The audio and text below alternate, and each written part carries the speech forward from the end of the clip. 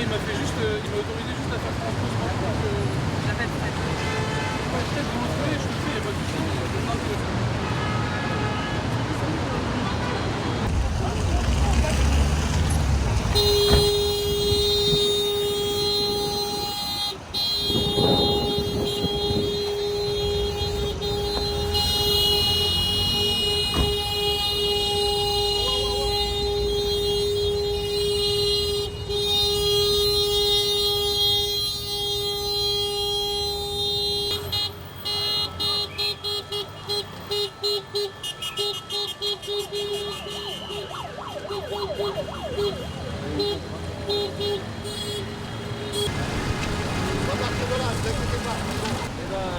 Écoutez, aujourd'hui, symboliquement, on est sur les champs, c'est pas pour rien.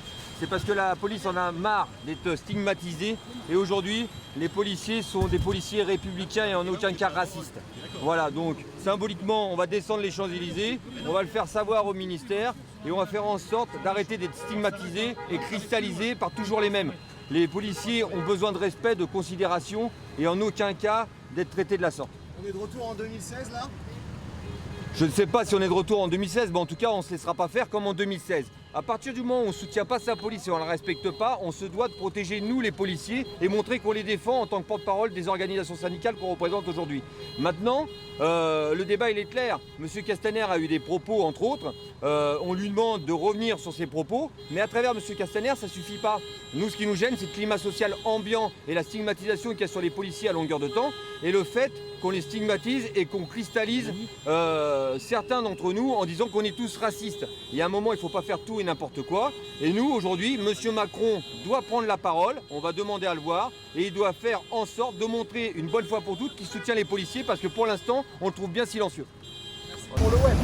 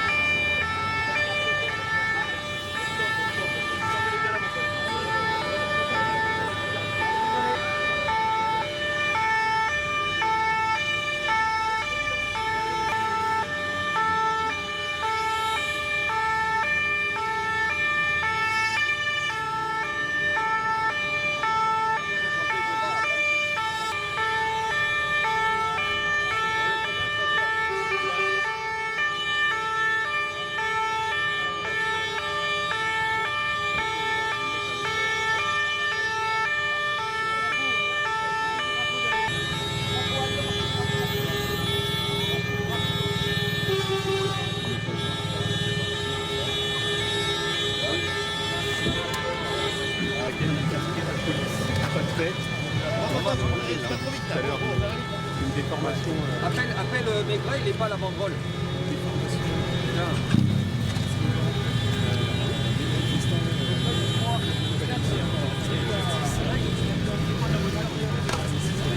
Là, c'est pas mal.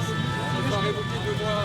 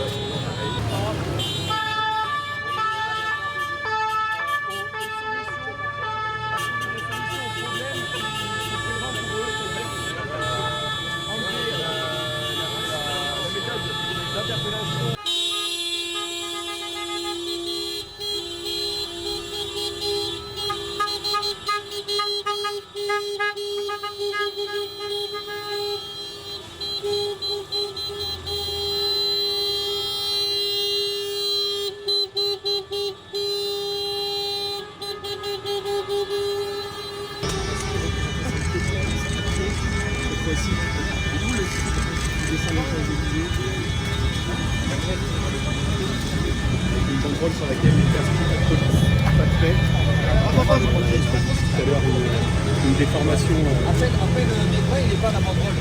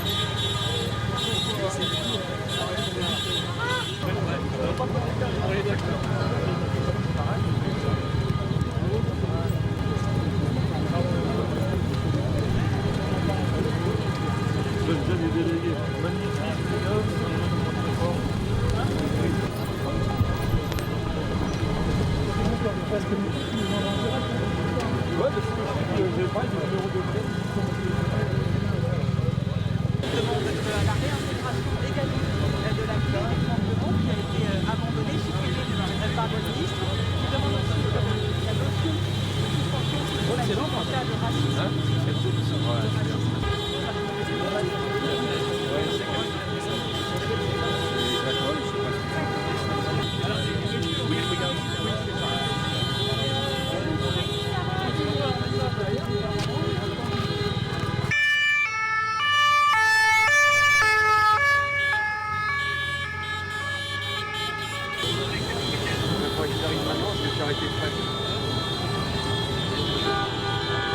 Vous n'avez pas tous reculé, il était comme ça. Là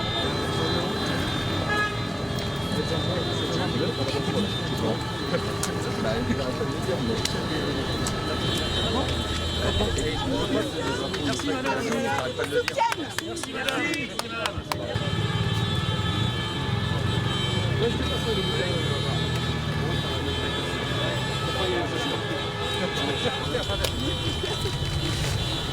Et là on se lève.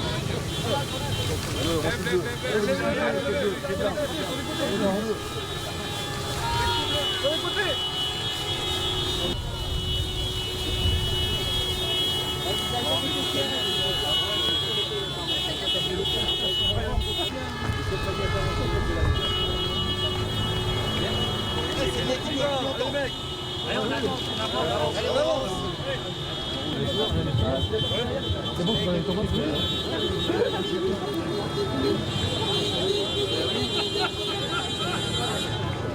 terrible parce que maintenant, je me demande et là, s'il y a des gens.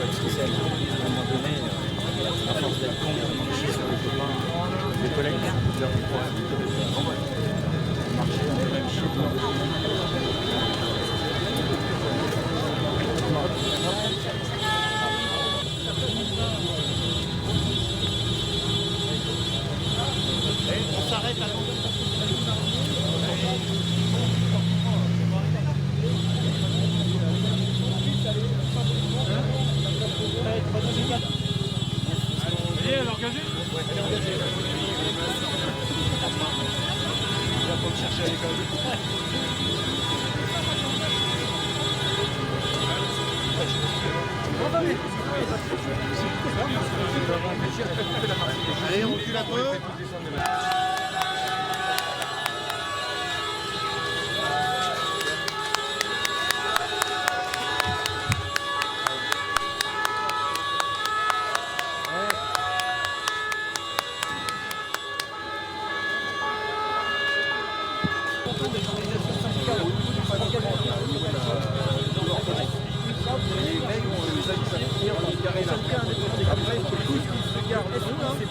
Descendent vite de voiture, nous rejoignent et on cherche la personne.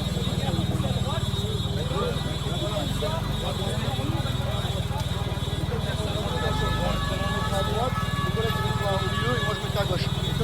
Moi je suis gauche. Les deux blancs. Je sais pas. Pour l'instant on va te faire du partage en sens rentré. T'es pas sûr? Si, ça c'est bon.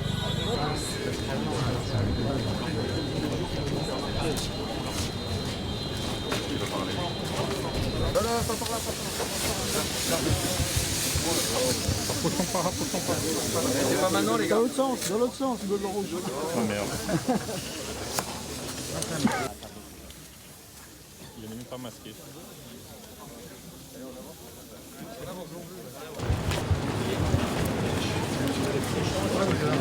C'est parfait pour eux. Service, décédé en service, d'accord? Et après, vous aurez la Marseillaise. Et après cela, on fera une conférence de presse, enfin vous les connaissez tous, hein, Philippe Capon, Synergie Officier,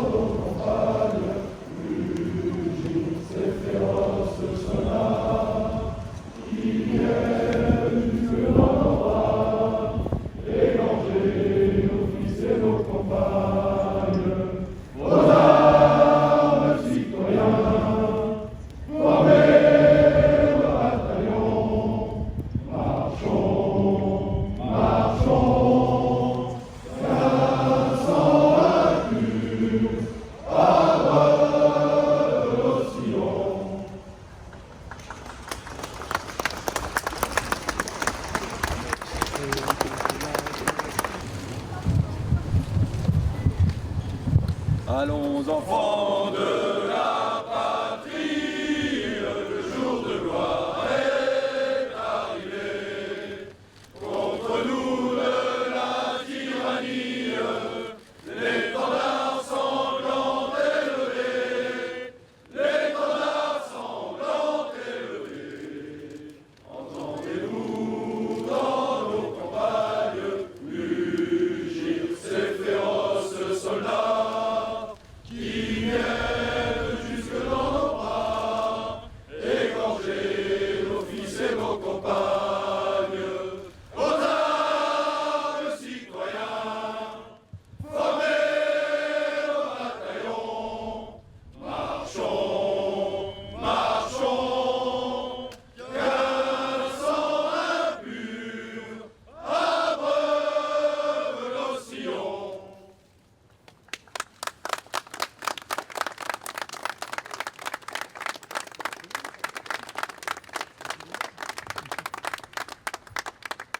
Merci à tous, on va regagner les voitures, refaire demi-tour et on va se rejoindre au point qui était prévu. Il y a juste une petite partie. Bon, je pense qu'aujourd'hui c'était important qu'on soit là, on l'avait dit, on l'a fait. Aujourd'hui c'est symbolique, c'est fortement symbolique, c'est pas pour rien qu'on est là, c'est tout simplement qu'on en a ras-le-bol. Les collègues sont meurtris, sont écœurés, ils en ont marre d'être stigmatisés à travers tous les propos qu'on a pu entendre.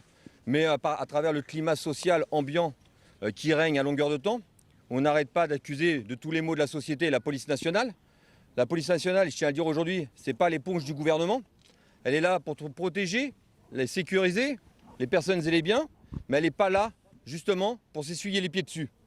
Donc aujourd'hui, les policiers, en tant que représentants du personnel que nous sommes là pour les représenter, les défendre. Et si le gouvernement ne le fait pas, on va le faire à sa place. À travers le gouvernement, il ne faut pas l'oublier quand même, il n'y a pas que le ministre de l'Intérieur. C'est important, au-dessus du ministre de l'Intérieur, le président Macron. Donc aujourd'hui, on est venu dire au président Macron qu'il doit soutenir, respecter, considérer sa police. Tout ce qu'on entend autour de nous, sur la police raciste notamment, sur le fait des violences policières, moi j'ai juste à répondre que la police n'est pas raciste. On en a marre de l'entendre. Que la police est républicaine. Et elle a toujours été républicaine. Que la police fait son travail. Elle réprime quand elle a besoin de réprimer. Et forcément, elle ne choisit pas sa délinquance. Elle ne choisit pas la couleur de la délinquance. C'est-à-dire qu'elle interpelle l'individu. Et en plus de réprimer, forcément, c'est son rôle. Il ne faut pas l'oublier. Elle protège et elle sauve des vies. Et elle sauve des vies, quelle que soit la couleur de peau de l'individu. Donc, aujourd'hui, le gouvernement doit nous donner les moyens de travailler, doit donner les moyens que l'on soit considéré et doit faire en sorte de sanctionner ceux qui nous agressent, qui nous massacrent, pour reprendre certains propos d'une certaine chanteuse, et doit faire en sorte de mener à bien la mission qui lui est confiée, c'est-à-dire assurer la sécurité des personnes et des biens à travers sa police. La police est le rempart de la société, de la République. On est là pour faire en sorte de gérer les choses. C'est pas toujours facile. On a vécu 1 an et demi de gilets jaunes, avec une dangerosité de plus en plus accrue, avec un sentiment d'impunité de plus en plus prégnant. On va pas continuer comme ça. Les collègues, ils sont professionnels, mais ils en peuvent plus. Est-ce que vous avez des propositions pour éviter les comportements inadaptés au sein de la police ? Les seules propositions qu'on peut avoir, mais tout le monde doit les connaître, c'est-à-dire sanctionner ceux qui agressent la police et à travers la police, ceux qui agressent l'État. Donc à partir du moment... Les comportements inadaptés au sein de la police, comme on n'arrête pas de faire des polémiques avec ça et qu'on profite malheureusement de l'événement dramatique sur les États-Unis qui n'a rien à voir avec nous, ils ont toujours été sanctionnés si vous évoquez certains dérapages. Toujours. C'est-à-dire qu'il faut le savoir, une bonne fois pour toutes, et c'est ce qui nous rend dingue, permettez-moi l'expression, c'est que la police en France est la police la plus contrôlée au monde. Donc, quand il y a certains dérapages par une infime minorité, ne stigmatisez pas l'ensemble des policiers. Les policiers sont exemplaires et professionnels. Et s'essuyer sur le dos des policiers parce qu'on n'a pas le courage de faire autrement, et le gouvernement, à travers le président, qui n'a pas le courage d'assumer certains actes, on en a marre de tout ça. C'est-à-dire que nous, on est là pour assurer l'ordre, pour faire en sorte d'avoir une certaine sérénité, une tranquillité de vie, mais on n'est pas là pour être stigmatisé à longueur de temps. Donc s'il y a... Comment ? Mais appeler à la démission du ministre, c'est trop facile. Nous, on est là pour dire que la police, elle protège des vies, elle sauve des vies, et elle interpelle les individus, elle a choisi encore une fois pas sa délinquance. Et on dit que s'il n'y a pas de police, il n'y a pas de paix.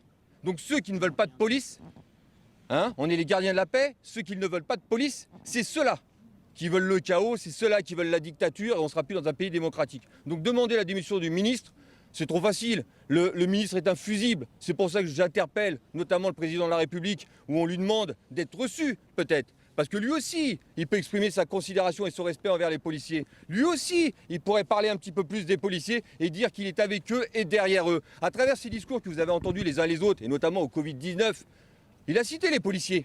Rappelez-vous, quasiment en dernier. Et à longueur de temps, on a fait juste notre rôle. Bien entendu, on a fait notre rôle. Bien entendu, on est là pour faire respecter le confinement. Mais bien entendu, on a besoin de soutien. Donc, il peut citer les autres professions qui ont exercé un rôle aussi déterminant, mais qu'il n'oublie pas les policiers, et c'est ça qui me gêne. Aujourd'hui, ce n'est pas les propos de M. Castaner de cette semaine, c'est juste la goutte d'eau qui a fait déborder le vase. C'est-à-dire que cette goutte d'eau, c'est par rapport au climat social ambiant. Et ça fait des semaines que ça dure. Quand vous autorisez et vous cautionnez presque par l'intermédiaire de sa porte-parole des manifestations qui devraient être interdites à cause d'une crise sanitaire et qu'on se satisfait d'avoir quelques abribus brûlés ou de poubelles vandalisées ou autres voitures, et on dit que ça s'est pas mal passé. Mais non, aujourd'hui c'est interdit. Et la porte-parole du gouvernement, elle ferait mieux de revoir et revisiter sa copie, parce qu'elle ferait mieux de voir et soutenir la police, chose qu'elle n'a pas fait. Donc évidemment que les propos de Castaner ont été les malvenus, mais c'était la goutte d'eau, c'est l'exaspération des collègues. Les collègues n'en peuvent plus. Il faut savoir que ça fait des semaines, des mois que ça dure. Et je trouve que malgré notre frustration, notre crispation, notre cristallisation, notre stigmatisation, on a toujours été présent, on a toujours fait notre rôle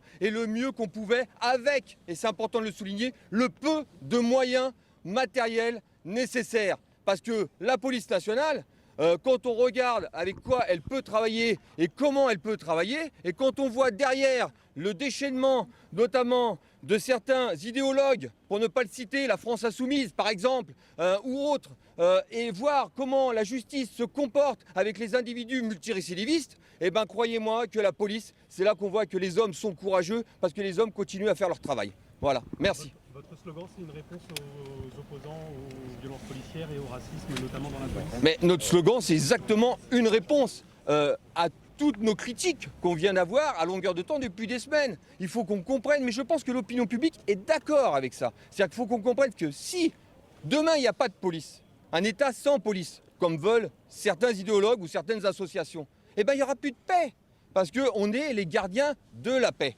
Et pour être gardien de la paix, il faut être considéré, respecté, protégé, soutenu. Ce qu'ils demandent, c'est pas un État sans police, c'est un État avec une police juste et pas au-dessus des lois dans certains cas. Mais la police n'a jamais été au-dessus des lois, mais elle ne doit pas être en dessous des lois. Et aujourd'hui, elle est en dessous des lois. Pourquoi ? Tout simplement parce que nous, rappelez-vous, même si on nous dit aujourd'hui que c'est un oxymore, mais après il y a eu d'autres voix qui se sont élevées, nous c'est le soupçon de racisme. Dans quel pays, dans quel État on pense un soupçon de racisme? La présomption d'innocence, elle existe pour le policier. Et pourtant, elle est bafouée. Nous, c'est la présomption de culpabilité. Et ça fait partie de la goutte d'eau. Donc la police, elle fait son travail. Il y a des enquêtes à la longueur de temps internes. Il y a un déchaînement, même administratif, parfois judiciaire. Et les enquêtes, laissez-les finir. Le problème de ces idéologues, c'est qu'ils terminent l'enquête avant même qu'elle soit terminée elle-même. Et à chaque fois, elle sacrifie notamment les collègues concernés. Laissons faire les choses, ayons confiance, parce que je n'ai pas l'impression qu'ils ont confiance en la justice eux aussi, pour définir l'enquête eux-mêmes. Ayons confiance à la justice, laissons-la faire son travail. Par contre, quand il y a des agresseurs de policiers, quand les policiers se font agresser, et quand, derrière tout ça, vous avez des simples rappels à la loi, alors que c'est des multirécidivistes, quand vous avez des voyous qui pillent, qui volent dans les magasins, qui les brûlent, qui agressent des personnes, et que vous avez des rappels à la loi, ça c'est un constat, c'est la réalité des faits. On n'a pas confiance dans la justice, c'est pas ça. C'est que la justice doit être indépendante. On aimerait qu'elle soit un peu plus sévère. Ça nous éviterait d'interpeller une vingtaine de fois les mêmes individus. Quand vous avez le respect du confinement et quand vous avez des individus qui ont été verbalisés plus de 20, 25 fois, et normalement, moi on m'a toujours dit, au bout de 3 fois, ça sera un délit. Et bien au final, eh ben on attend déjà qu'ils payent leur amende, mais on attend aussi que ça soit un délit. Quand moi, on m'a dit que dans les Gilets jaunes, il y a eu 40% de peine de prison ferme, Baliverne, il y a eu 0% de peine de prison ferme. Parce que derrière, il y a les aménagements de peine. C'est-à-dire que le signal qui est donné, c'est bon, vous avez une peine de prison, mais vous irez jamais en prison, et au final, vous pouvez recommencer. C'est là où est tout le problème. C'est-à-dire que derrière la police, il doit y avoir l'État, et c'est trop facile. Il y a le ministre de l'Intérieur, certes, mais il y a le président Macron. Et le président Macron doit faire en sorte, parce que c'est lui l'arbitrage final, doit faire en sorte que sa police soit respectée. Parce que s'il ne respecte pas sa police, l'État ne sera jamais respecté. Et l'interdiction de la clé d'étranglement, c'est plus un problème alors? Vas-y Philippe. Bon, Philippe Capon, secrétaire général de l'UNSA Police. Je ne répondrai pas tout de suite à votre question. On est aujourd'hui présent ici parce qu'on est en colère de tout ce qu'on a vécu depuis ces dernières années. Et je remonterai à janvier 2015. Depuis janvier 2015, on a été présent pour les attentats. On a été très largement ovationné, très largement applaudi. S'en est suivi la loi travail, où encore on était présent, les gilets jaunes, la réforme des retraites, le confinement. Et je reprendrai certaines phrases qui ont été dites par des éminents professeurs de la santé qui disaient « on soigne et les policiers et les forces de l'ordre sont dehors pour s'assurer que le confinement il puisse être effectivement respecté ». Donc on est toujours là. Il y a eu un problème aux États-Unis, à 10 000 km de là. En aucun cas, la police française ne travaille comme la police américaine. Il faut refuser tout ce type d'amalgame. Les policiers français sont républicains. Des problèmes, il y en a comme partout, comme dans toutes les professions. Il faut qu'ils puissent se régler. Mais il faut aussi un peu reprendre l'histoire. Il y a un ministre de l'Intérieur, le précédent, celui qui était là avant M. Castaner, il s'appelait Gérard Collomb, et un jour il a claqué la porte parce que lui-même avait fait le constat que ça ne fonctionnait pas. Et si ça ne fonctionne pas, c'est qu'il y a des raisons. Donc le ministre de l'Intérieur, Christophe Castaner, a eu des propos maladroits sur lesquels il s'est excusé auprès de l'UNSA Police quand il nous a reçus hier. Soupçon avéré, ça ne veut strictement rien dire. Quand on dit 0% de tolérance dans la police, nous on dit d'accord, on est pour le 0%, mais le 0% il doit s'appliquer aussi aux délinquants. Il doit s'appliquer à tout le monde, il faut qu'on puisse avoir les moyens de travailler. Dans un moment de crise comme celui-là, les présidents de la République précédents, sur les 2 derniers quinquennats, nous ont reçus. On est à 2 pas de l'Élysée, j'espère que le président Macron nous entendra, parce que ça dépasse largement le cadre du ministère de l'Intérieur et du ministre de l'Intérieur. C'est au président de la République de s'emparer de ce sujet, de ce dossier. La police est républicaine, on fait notre travail dans des conditions difficiles. Alors on nous parle de matériel, de caméras et compagnie. Les caméras, nous à l'UNSA Police, depuis 2002, on a intervenu sur les caméras. L'administration nous a doté de matériel de merde, je le dis, j'emploie le mot, parce qu'on ne peut pas travailler avec du matériel qui n'est pas efficace, qui n'est pas fiable. Alors nous, on veut bien travailler, on veut bien apporter la preuve d'un certain nombre de choses, mais qu'on nous donne le matériel pour travailler, qu'on nous encadre administrativement, juridiquement, qu'on ait une protection fonctionnelle efficace. La protection fonctionnelle, c'est-à-dire avoir un avocat quand on est mis en cause, c'est tout un problème. Arrêtons de penser que l'IGPN, elle est complaisante avec les policiers, elle ne l'est pas. Tous les policiers ont peur de l'IGPN. Quand on est convoqué à l'IGPN, tous les policiers ont la trouille. Donc arrêtons de penser qu'il y a des complaisances vis-à-vis des enquêtes administratives, des enquêtes judiciaires, il n'y en a aucune. Les policiers doivent faire leur travail. Les brebis galeuses, comme dans toutes les professions, il y en a. Je ne vais pas toutes les citer, les professions où il y a eu des brebis galeuses. Il faut que les problèmes soient traités administrativement et au besoin judiciairement quand les faits sont prouvés et pas sur des soupçons avérés qui ne veulent strictement rien tenir. Il doit y avoir enquête administrative, enquête judiciaire. Le racisme, comme l'homophobie, comme tous ces problèmes, c'est des luttes qui ont été mises en place au sein du ministère de l'Intérieur qu'il faut poursuivre. Les problèmes, quand il y en a, il faut les gérer. Mais arrêtons de penser que la police est raciste. Ce n'est pas vrai. Et la chance qu'a le gouvernement français, qu'a la France, qu'ont les citoyens, c'est que les policiers, comme les forces de l'ordre, aiment leur travail. Ils sont engagés. On a croisé beaucoup de collègues à qui on a discuté. Ils nous ont dit heureusement qu'on croit à notre métier, heureusement qu'on continue et qu'on a la volonté de continuer avec notre métier parce qu'on n'est pas aidé. On n'est pas aidé, on n'est pas soutenu. Et quelque part, la complaisance qu'il peut avoir à certains moments sur certains illuminés qui pensent qu'on pourrait vivre sans police, sans force de l'ordre, il faut arrêter ça. La police, elle est républicaine, elle est là pour faire son travail. On nous a engagés aussi dans de multiples mouvements pour protéger la République, il faut le dire. Il faut que le président en ait conscience et que le président prenne toute la mesure de la colère des policiers et de l'attente des policiers. Et à l'inverse de ce qu'on a pu connaître par le passé, on n'est pas là pour demander du fric, des primes et compagnie. On est là pour demander considération et honneur pour la police nationale. Et la clé d'étranglement, alors c'est un problème. Patrice. Oui, Patrice Ribeiro pour Synergie Officier. C'est pas un problème de clé d'étranglement parce que tout ça c'est un faux débat. Lorsque vous devez interpeller quelqu'un, on doit avoir les moyens de s'assurer de sa contention en sécurité. En sécurité pour la personne interpellée, mais aussi en sécurité pour les policiers. Lui neutraliser les bras. Alors ça se fait pas en lui sautant dessus à pieds joints sur la tête, c'est pas comme ça que ça fonctionne. C'est pas comme ça que ça fonctionne. Ce sont des gestes professionnels qui doivent être maîtrisés, mais dont on ne peut pas se passer aujourd'hui. Donc c'est trop facile aujourd'hui parce que le gouvernement a manqué de verticalité, parce qu'aujourd'hui ils n'ont pas le courage d'interdire certaines manifestations, parce qu'ils trempent des genoux devant des gens qui sont extrêmement minoritaires en France, qui sont des agitateurs, qu'on a vus pendant les Gilets jaunes, qu'on a revus pendant le confinement. Alors la police, on la conspue. Les policiers, ils font leur travail tous les jours avec énormément d'honnêteté, de volonté et d'envie d'aider nos concitoyens. Et là, on s'est senti sali. On s'est senti sali parce qu'au plus haut niveau de l'État, eh bien, on reprend une partie des récriminations qui sont fausses, qui sont scandées par, encore une fois, toujours les mêmes qui veulent déstabiliser la République. Donc on a pris le terrorisme, on a pris les Gilets jaunes, on a pris le respect du confinement sans masque, parce qu'on nous a envoyés à la guerre sans masque, comme toujours. On a pris des risques, on a encore des collègues qui aujourd'hui sont en réanimation parce qu'ils ont pris des risques dans leur travail pour nos concitoyens. Et aujourd'hui, on se fait conspuer. Pourquoi ? Parce qu'au plus haut niveau de l'État, on a peur d'une extrême minorité agissante parce que pendant une semaine, il y a du police bashing sur les chaînes d'infos en continu. Et ça, c'est pas acceptable. Et nos collègues, ils en souffrent énormément. Quand on voit le nombre de blessés qu'on a par jour, quand on voit les conditions d'exercice qui sont de plus en plus difficiles, c'est dégueulasse, proprement dégueulasse, ils le ressentent mal. Parce que la police, on l'aime bien quand elle rentre au Bataclan. Par contre, pour les rodéos ou pour aller sur les points de deal en cité, là, on l'aime moins bien. Voilà. Et ce qu'on voudrait, c'est qu'effectivement, les politiques, les vrais, pas les agitateurs et pas les dingues, mais les politiques, au premier rang desquels figure le président de la République, nous apportent son soutien. Il doit nous recevoir, il peut nous recevoir.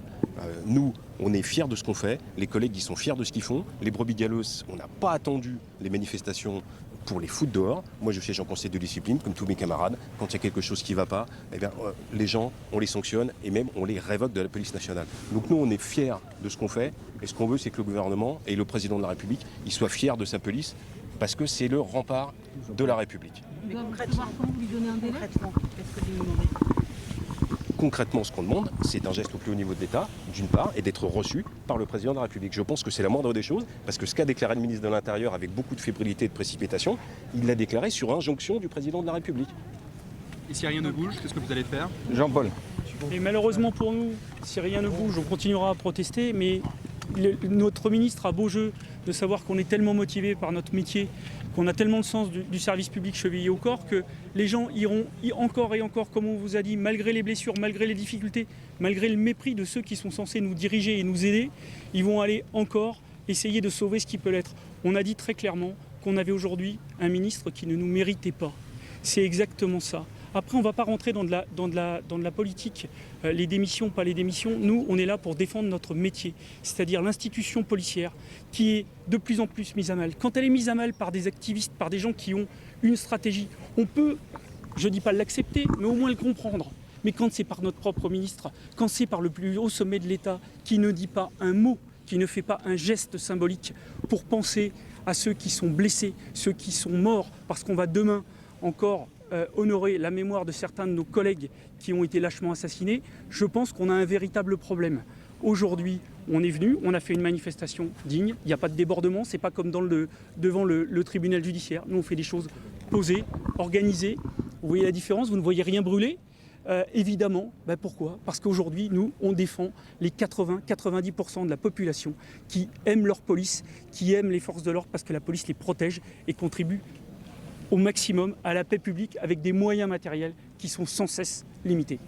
Sur les sanctions, comment est-ce que vous expliquez que des policiers qui ont pu agresser les gens comme à Marseille ou qui ont pu tenir des propos racistes, pour le coup avérés, comme à Rouen, ne soient pas suspendus ou que des policiers filmés en train de faire des violences policières lors de manifestations et identifiables ne soient pas non plus suspendus ou poursuivis, ou que ça prenne beaucoup plus de temps que pour le simple entre guillemets citoyen gilet jaune qui par exemple est condamné le lendemain ou quelques jours plus tard en comparution immédiate, en sachant qu'il y a quand même au moins 400 gilets jaunes qui ont été emprisonnés à la prison ferme. Vous voyez, ça c'est exactement l'exemple où vous cristallisez, stigmatisez le policier. Vous me citez 3-4, et si vous le permettez, vous citez 3-4 affaires où les enquêtes sont en cours. Les collègues en effet ne sont pas encore suspendus, mais ils ont été entendus. Ils vont passer en conseil de discipline. Ils risquent, si les faits sont avérés, comme vous venez de dire, la révocation. Ce qui serait bien, c'est de savoir l'issue de l'enquête. C'est-à-dire que vous verrez, après, les sanctions. Il faut savoir, et nous sommes à Paris, devant l'Élysée justement, il faut savoir que rien qu'à Paris, intramuros, vous avez entre 7 à 8 collègues qui passent en discipline le mercredi sur l'Île-de-France, non pas pour des faits évidemment graves, mais des manquements. Donc arrêtons de faire en sorte de dire que la police, elle fait tout et n'importe quoi. La police, elle est exemplaire. La police, elle a subi la foudre d'une partie de la population, et vous venez de citer les gilets jaunes justement. Elle a subi la foudre. Regardez les posters sur nos photos.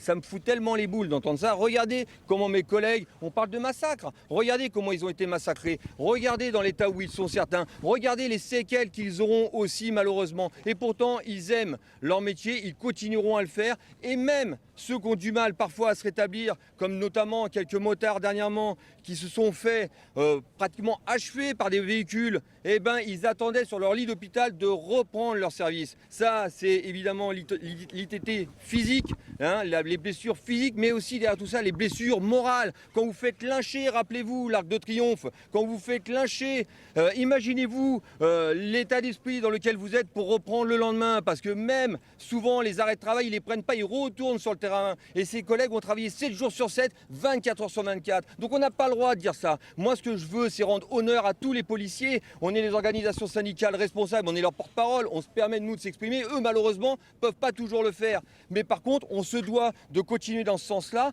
parce que je peux vous dire, les uns et les autres, que nous sommes ici, on a l'habitude d'aller dans les commissariats, on a l'habitude de voir tout ce qui se passe, on a l'habitude de voir comment ils sont considérés, parfois même de la part de l'administration et de la part d'une certaine population. Donc tout ça, c'est exactement ce qu'on disait au début, c'est la stigmatisation, c'est l'envie de une sorte, à la rigueur, c'est pas de vous que je parle, mais de la haine anti-flic qui germe à longueur de temps par une certaine idéologie où on va nous faire passer pour des bourreaux. Et aujourd'hui, on profite malheureusement d'un cas qui s'est passé aux États-Unis pour rebondir sur un futur chaos qu'on a connu depuis 1 an et demi avec les gilets jaunes. Et bien la police, elle répondra présente, elle sera encore professionnelle, mais à partir du moment, et seulement à partir du moment où elle est soutenue par le président de la République, et on espère qu'il va s'exprimer sur le sujet. Merci, il faut qu'on sorte. Merci.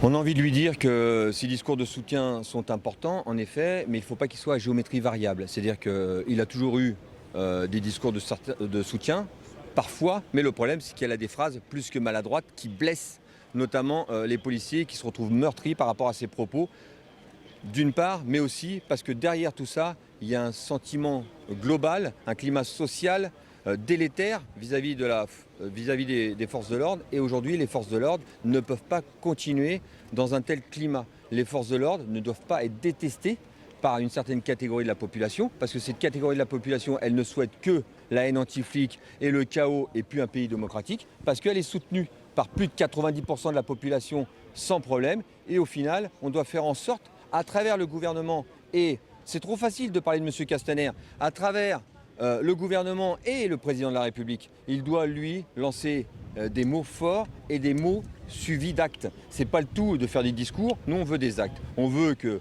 derrière les policiers, il y a le président, qu'il y ait eu un certain soutien, un respect et une considération. Quand est-ce que le président de la République parle de la police nationale ?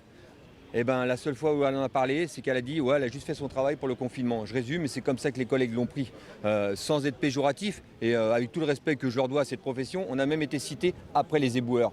Donc, en termes d'image, croyez-moi que la police s'est sentie salie, s'est sentie abandonnée, s'est sentie lâchée. Donc, évidemment, il y a eu ces propos mardi de la part du ministre de l'Intérieur. Mais croyez-moi, le malaise, il n'est pas de mardi de la part du ministère de l'Intérieur. C'est la goutte d'eau, c'est l'événement supplémentaire qui nous a fait malheureusement nous rendre en colère est dans une colère phénoménale où tous les commissariats ont été plus que meurtris et se sont sentis lâchés et abandonnés.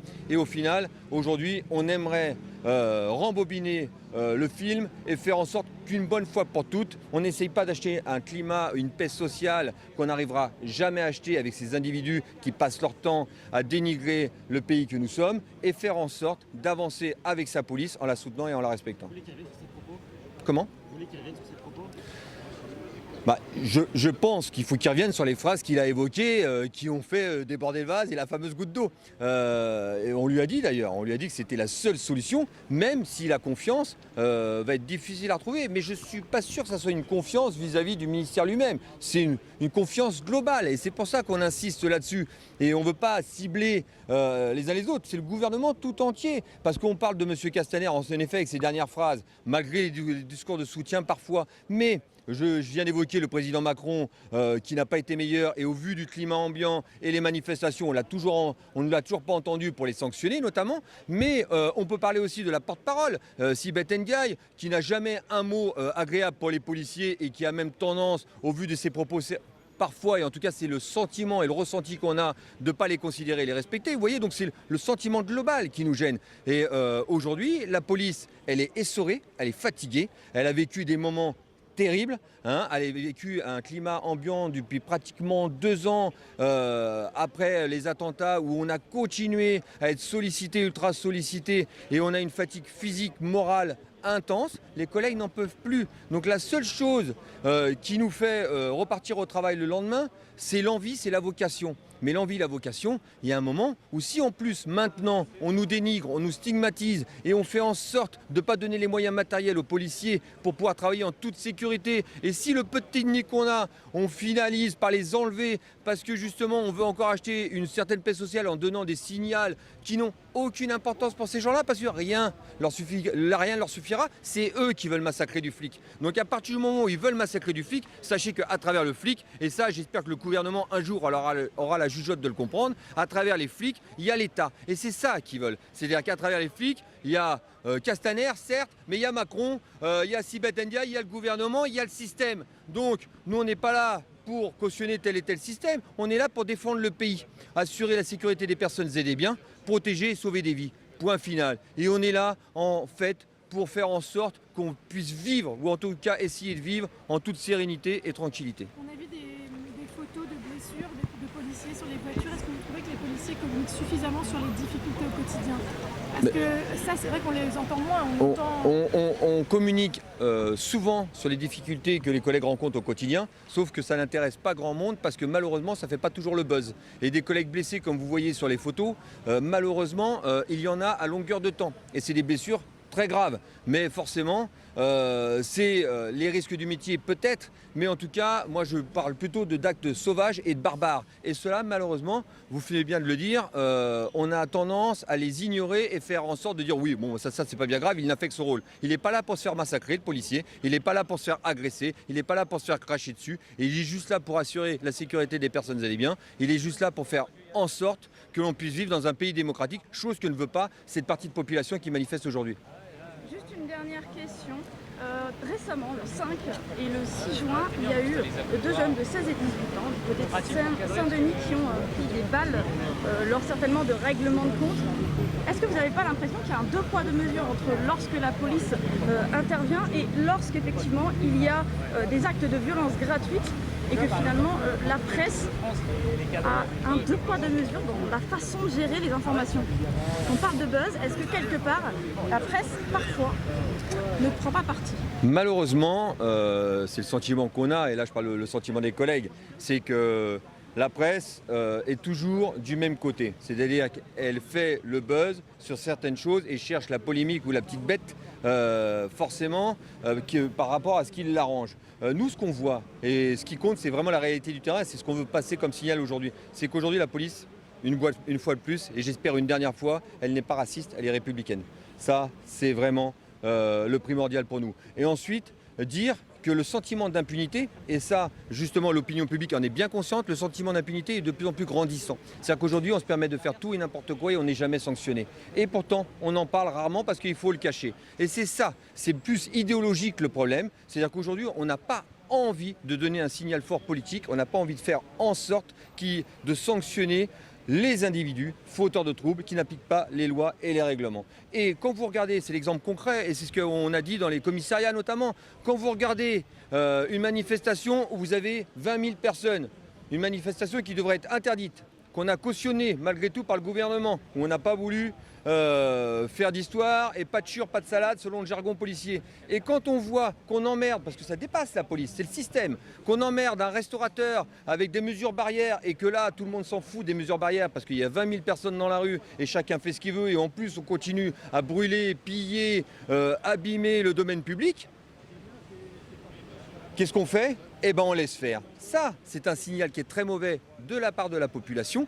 Et la population, croyez-moi, c'est pour ça que ça nous rend dingue. La population est derrière sa police. Dans les quartiers, même difficiles, il y a beaucoup de gens, une majorité a envie de vivre tranquillement. Et aujourd'hui, elle ne peut pas vivre tranquillement. Parce que vous avez des individus qui passent leur temps, et je vais être vulgaire, mais je le vis avec mes tripes, qui passent leur temps à faire chier le monde, à faire en sorte de semer le chaos. Et vous avez des gens, même dans ces quartiers compliqués, où ils vont travailler tous les matins et malheureusement, ils ne peuvent pas vivre en toute sérénité et tranquillité. Et croyez-moi, même dans ces quartiers, on a beau dire ce qu'on veut, et ben la police, elle est appréciée, elle est représentée, elle est présente, elle fait en sorte de gérer tant bien que mal ce qu'elle peut gérer. Et en aucun cas, elle gère une couleur de peau, elle est là pour sauver les uns les autres, quelle que soit leur couleur, et elle est là pour interpeller les uns les autres, quelle que soit leur couleur. Et on le dit tout le temps, et je le répète une dernière fois, la police ne fait pas la délinquance. Elle ne choisit pas sa délinquance, la police. Elle est là pour appréhender la délinquance. Après, la couleur de peau, croyez-moi que le collègue n'a pas le temps de réfléchir à tout ça. Au même titre que quand il sauve quelqu'un qui est en péril et qui malheureusement risque de périr pour telle et telle raison, elle ne va pas regarder la couleur de peau. Elle y va, elle va au casse-pipe à longueur de temps, elle essaie de secourir cette personne, elle essaie de la sauver et ne cherche pas monts et merveilles, loin de là, parce qu'elle est républicaine et parce qu'elle n'est pas raciste. Ça, c'est important de le signaler. Et en tout cas, j'espère qu'aujourd'hui, avec ces actes symboliques qu'on vient de faire, on arrivera une bonne fois pour toutes à avoir une autre image de la situation et qu'on arrêtera d'écouter surtout tous ces détracteurs, pour ne pas le citer, notamment Mélenchon, qui va faire en sorte de dire que nous sommes une police raciste, que nous sommes une police fasciste et que le gouvernement est un autre botte. Nous, on n'est pas dans les débats politiques, qui viennent plutôt dans la réalité du terrain, qui regardent dans quelles conditions lui il vit, qui aillent vraiment dans les quartiers sensibles parce que eux, les policiers, ils y sont et eux, ils vivent au quotidien les difficultés, notamment de ces quartiers. Merci. Faut que j'y aille. On parlait de Mélenchon à l'époque des attentats de Bataclan. Mélenchon disait pas d'amalgame, parce que tous les musulmans ne sont pas terroristes. Aujourd'hui, on voit que tous les policiers ne sont pas des racistes. Monsieur Mélenchon n'a jamais ressorti ce mot-là. Selon vous, pourquoi? Parce que Mélenchon, il est là pour faire, Monsieur Mélenchon, pardon, il est là pour faire le buzz et il est là pour justement continuer à semer le chaos. Et plus le chaos sera dans notre pays, plus lui, j'ai l'impression qu'il sera heureux de la situation. Donc si je l'écoute, d'ailleurs, la République, c'est lui. Et là, il a une drôle de notion de la République. J'aimerais qu'il soit un peu plus juste et un peu plus objectif de la part de la situation, sauf s'il ne connaît pas trop le pays, il ne connaît pas notamment les quartiers et les conditions difficiles des policiers. Mais voilà, nous on ne va pas répondre à l'amalgame que peut faire M. Mélenchon et l'ensemble de ses députés. On va juste répondre en tant que professionnel. On n'est pas là pour faire de la politique, on est là pour défendre les policiers. On va continuer à défendre les policiers avec notre vision des choses, parce que notre vision des choses, elle est saine, elle n'a aucun but électoral et elle doit faire en sorte de continuer à exister parce que le policier doit être protégé. Des actions, malheureusement, au vu du climat, il peut y en avoir d'autres. En effet, j'espère qu'on prendra conscience de la situation. J'espère qu'on s'apercevra que les collègues sont plus qu'en colère et qu'on ne va pas continuer à travailler dans de telles conditions. Maintenant, s'il doit y avoir d'autres actions, vous comprendrez bien qu'en tout cas, notre syndicat que l'on représente aujourd'hui continuera à les faire jusqu'à temps que l'honnêteté et la non-stigmatisation des policiers soit établie et jusqu'à temps que la présomption d'innocence ne soit pas bafouée pour les policiers, qu'on n'ait pas une présomption de culpabilité et qu'on fasse en sorte de soutenir et de respecter sa police.